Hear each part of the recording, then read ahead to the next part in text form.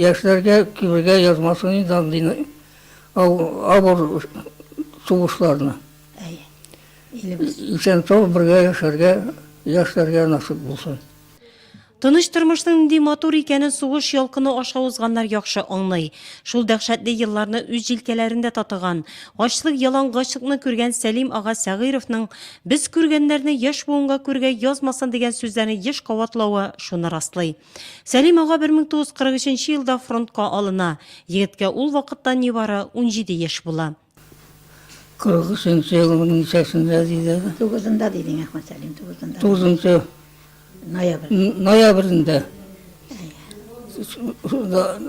armiyaya aldılar. Kolkuzdaydım. O kendisi sırada bir tane anda gamında ciberiye bulmayı sırada birinci kindik. Onların dışından armiyaya aldılar. 43 yılın 9 noyabrında bunlarga Pabiske getirirler. Onun ipteşleri varsa da gitip bitken bola. Bu işte bola. Vakitinde bilgilmirler. Neçiktir ahırdan gana bile de totada işlitirgan otu bilen otun çekip Nurlat'ka voyinkomatka barada bu. Hazır şuşunan voyinkomatka barbaş anda unken ketip taralı. Nidiye kvartirda kibiteli tanış kvartirler var. Yetiye iftarı şkul yanda. Şunda unken ketkeç anlarsın. Indi eli onu da enisi oturup uzatıp bara. Enisi oturup baranın. Şuraya itip enisi uzatıp bala. Poyuzga oturup voyinkomettan ap giderler indi. Suslangir şehirine elege onda suğuş hünerlerini avtomattan atarga iğreteler. Солдат автоматчы 1-нче Белорус фронтының 143-нче укчы дивизиясенә эләгә. Варшава җирләрен азат итүдә катнаша. Нәкъ менә шунда Сәлим ага яралана, госпитальдә ятып чыга. Әлеге яудагы батырлыклары өчен сугышчан егет Варшаваны азат иткән өчен медале белән бүләкләнә. Жуков командасындагы форум белән инде алар хәзер Варшавага хәтле 5 Одер һәм Весла елгаларын кишеп, елгалардан инде яз көннәрендә buzlu sulardan kişip alır Polşa'ya varıp giderler. Hem Polşa'da Varşava şehrini alırlar. Bu şunda katnaşa. Hem şunda anarga kızıl yıldız sonra dine birerler ahırdan. Eli hazıra avırıp da çığa bir mümkün gene baniste yata da onların sırada soğuşka gide Berlin'e kadar varıp giderge doğru geliyor. Җиңү көнен Сәлим ага Берлинда каршы ала. Фашистларны үз өннәрендә тармар итүдә күрсәткән батырлыклары өчен Кызыл Йылдыз ордены белән бүләкләнә ул. Фронтовикның сугышта күрсәткән батырлыклары эзсез югалмый. Алар турында Ватан сугышы ордены, сугышчан батырлыклары өчен, батырлык өчен, Берлинны алган өчен 1941-45 Бөек Ватан сугышы елларында Германияны җиңгән өчен медальләре сөйли. Еллар үзенекен итә шул. Сәлим ага хәзер барысында исенә төшерә алмый.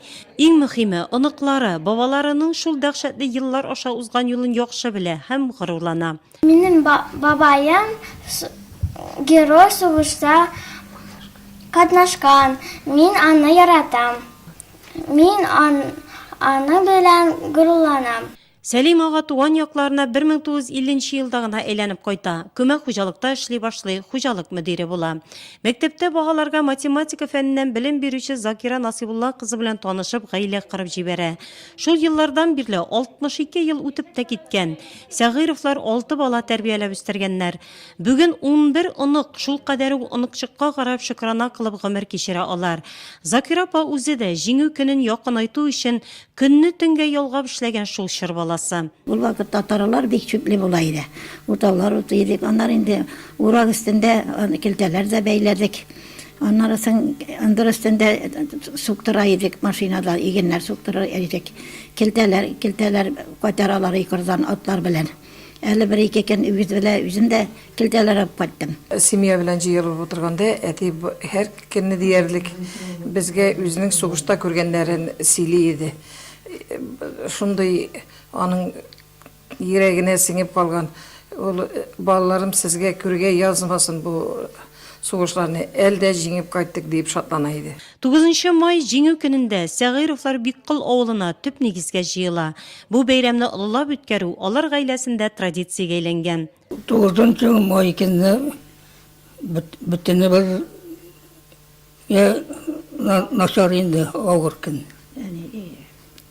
İptaşlar, tuğanlar, югалдың сонда.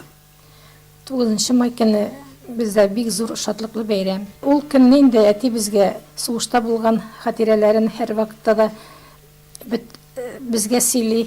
Күңелгә жуелып, тирән эз салган сугыш еллары. Сәлим аганың да, Закира апаның да чәчәктә яшьлекләренә сугыш иртә кырау салган. Шуңа да алар бүгенге матур тормышка шөкранә кылып яши. Сугыш ветераннары, тыл хезмәтчәннәре, безнең шул елларның тере шаһиты. Сәлим Сәгыйр улы Сәгыйров кебек ветераннарыбыз барында безнең хәтер җебе нык булыр.